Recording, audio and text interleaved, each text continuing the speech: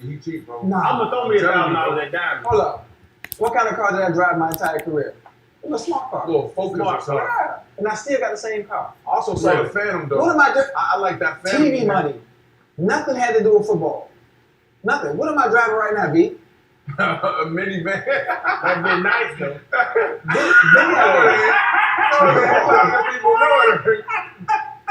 Right. To work out, to go work out. Man, who's driving a minivan?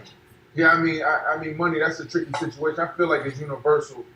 For me, man, like I always felt like it wasn't a blessing just for me to make; it was a blessing for my family. You know, because we're trying to break generational curses, and we're trying to break the cycle. And I felt like, okay, don't use me, but use me. Mm. You know what I mean? I like that. I made it. We got the bag. Now bring me a business plan, something that makes sense, and I'm gonna invest in that. And I couldn't understand, bro, for 13 years telling people around me. And what I did was, when we was in Miami, it took me 4 years to do that. I drew a circle and I put names in here. Aunt Ronnie, Aunt Ann, this person, brother, sister, boom. I said, okay, if these people come to me with they think, with everything together, I got them. I'll never say no. And bro, nobody around me right now I can say is good. Huh? And that's to me that's the biggest failure in my career. They're not good. They're not good. So the percentage that you invested in, none of them turned I out? never invested. They never came to me with a business plan. They never came to me with a business plan. I had They people just wanted a handout. But you know, I got like there's people like never asked me for things. Right. I'm begging them. Do something. Please. Right. I'll find a consultant. You don't know, find a consultant. I'll pay for the consultant to teach you how to put together a business plan. But let me help you, because when this game is taken away from me, and I'm married, and I got kids, that's the first responsibility. And I say it to everybody, mom, dad, brother, sister. I can do it now making $10+ million a year. But when that ain't coming in like that, and I got to make a decision, I'm letting you guys know right now I'm going this way. You know what I mean? To be honest, I'll tell you this, B, because I went through that too. That is too much to ask of a normal person to say, we have $1 million on the plate. How can I help you turn 200,000 into something, 300,000 into something? I had that same approach. Hey, if you're paying rent, let's buy a house and you can pay mortgage. If you're working for somebody, let's find a way to buy a business that you can do the same thing, but we're making the money. If you're making salary, let's make the money. Let's make the nest egg. Let's build a nest egg. That's harder from our side. It's crazy to say, I'll tell y'all this. As soon as we got our first check, we became the patriarch of all our families. As soon as we got our, and I went third round. You went fourth round, right? Yeah, fourth round. You go, where y'all go? You was first round. Oh, like, look at Chris. Yeah. You know what I'm saying? I want to chime in. But even third round, like I just said, I told a story where my first check was a little bit over $500,000. $385. Nobody in our families, and I'll tell you this, I know for a fact, because nobody's ever, nobody with the last name of Crowder that has my blood in their system ever saw a check for $500,000. So now we're trying to structure, to your point, B, we're trying to structure a business plan with people that have never seen over six figures. So how can you expect them, and this is what I learned, how can you expect them to learn how to spend money when you're just learning how to spend money or learning how to save money? And that's why I think the athletes and people that you learned it though. You learned it, but bro, I didn't learn. By the time you got to the Dolphins, I was like 4 years in, and I just started getting smarter. You'd be laughing when I got my $6 million. Yeah, that boy used to sit down with me at the cafeteria. He'd be like, bro, I'm about to make $5 million next year. I'm going to hit my number. I'm going to go buy me 200 acres in Georgia, and I'm going to be good for life. This little money I got over here going to bring me in a couple $100,000. I'm going to live off of that for the rest of my life. I'm thinking like, I'm doing the math. I remember talking to Drake Bly. Drake Bly was like, yo, I'm gonna put up 16, 20 million. That's gonna bring me $1 million.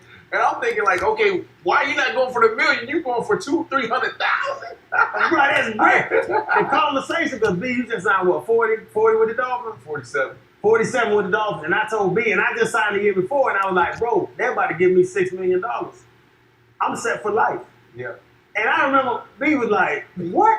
But I was like, bro, they give me 6, and it's after taxes now. I was like, 6, bro, at 5%, it's gonna make $300,000 a year. If you give me $300,000 a year, January 1st, the rest of my life, I'm set, and I'm showing out, and I'm going to the strip club with 300. And people be like, bro, what are you talking about? But that's the thing where you just have to. Because I came from Denver, where Drake Bly, who was signing those big deals, he signed like Fred, like you signed 4 deals.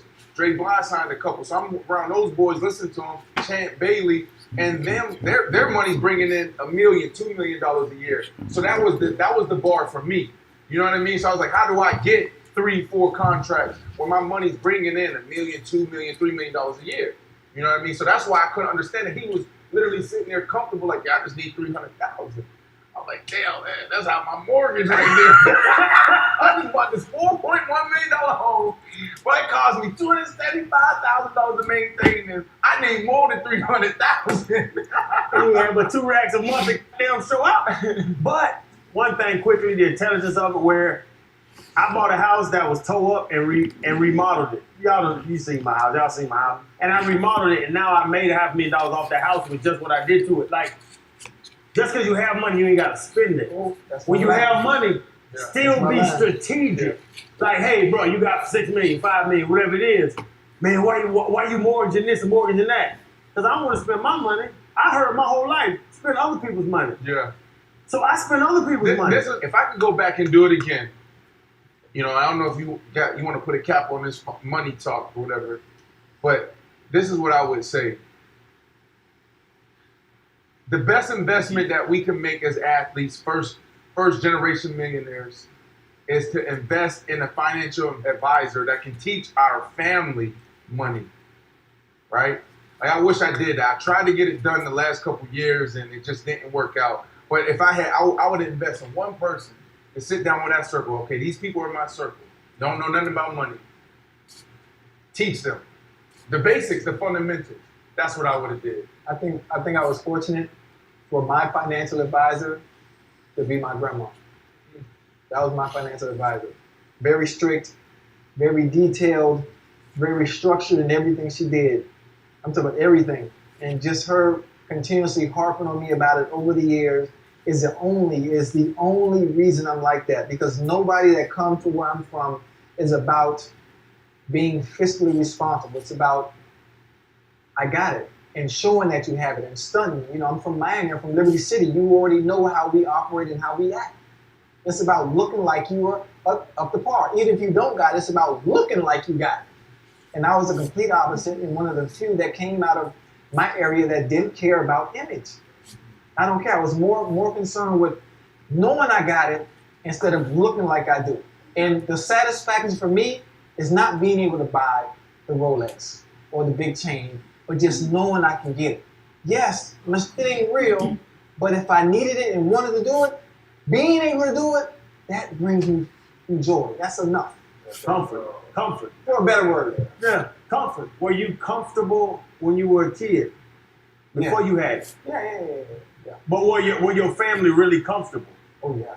Because we weren't. Like, I remember my mom trying to pay bills and we eating cube steaks and corn. You know what I'm saying? When you was a kid, now. Sugar like, bread. Did you struggle? You know what I'm saying? Yeah, did you struggle? When I was young, I didn't know what comfortable was at the point. You don't know the difference. Yeah. And what the difference is. You don't really need to press upon anything. We talked about it before. One of those episodes talking about the table next to us, they popping 5 bottles, we want to pop 6 or 10. You know what I'm saying? Yeah. And that's a lot of what we fall into those traps, right? And I wanted to ask this question, to everybody actually. What would you tell a young player, young athlete? And that's what it's about. We got to give back in some capacity.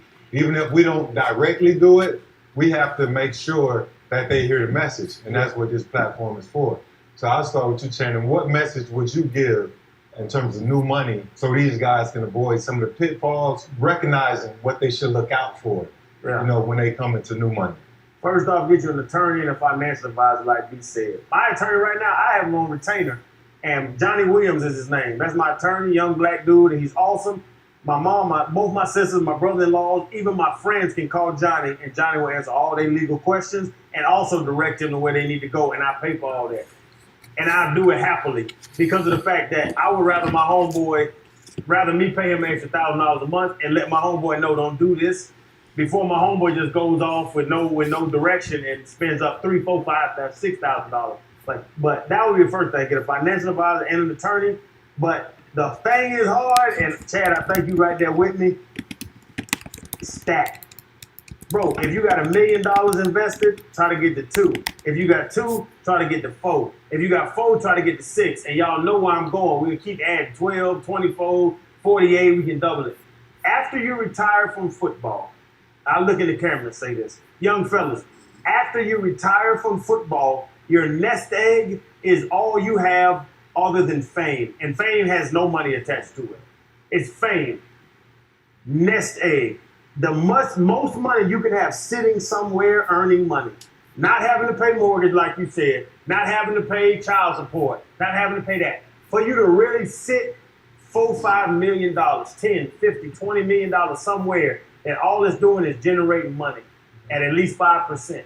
Bro, that shit is beautiful. I was just gonna say the beautiful thing when you look at them numbers and they be like, yeah, we just bought it in 1.5, 1 mil. I'm gonna go to Chad next, but what you're saying, yeah. What I want to say real quick is, all the young guys, make sure you take out that 40% for Uncle Sam. If you're making $1 million, 400,000 gone. Don't think you got $1 million to spend.